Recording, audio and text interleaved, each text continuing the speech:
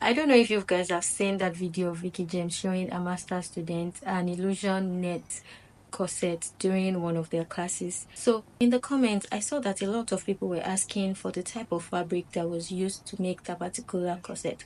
And that gave me an idea to make like a compilation of different types of fabric that you can use for your illusion or transparent corset. The first one is the bobbin net. It's a type of tool that was used back in the day in the Victorian and Edwardian era. It was used for inbuilt corset, like the foundation for garments back then. But now you can use it as an outerwear. It's light, it's breathable, and it's also very strong. And that is why it's one of the most preferred fabric to use for transparent corset. But it's slightly more expensive than other tools out there in the market. It is that net that is used for wig closure. That net under closure and frontal. Yes, that's the bobby net. And then we have two. Two is cheaper than bobby net. It's lightweight. It's readily available at the market. Any market you go to, you'll find tool there in different colors, like a variety of colors. I don't think there's a color that you want that you will not find for tulle, nude, yellowish purple, onion green. You will find it. However, you have to be very careful when sewing with tulle because it can get torn if you don't handle it with care.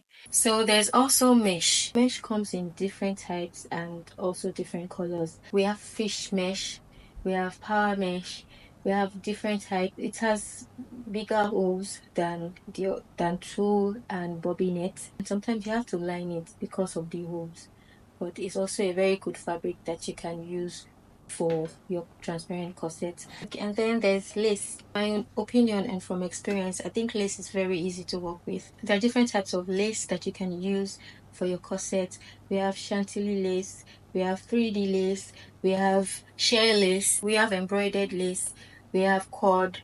There's so many types of lace out there that you can experiment with depending on your project and the final look you have in mind. You can also line lace with nude crepe to give it an illusion of skin. Some people also line it with tulle.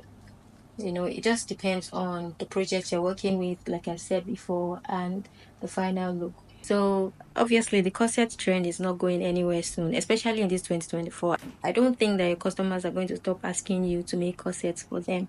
So keep making corsets. As with any other skill, the only way to get better at it is continuous practice.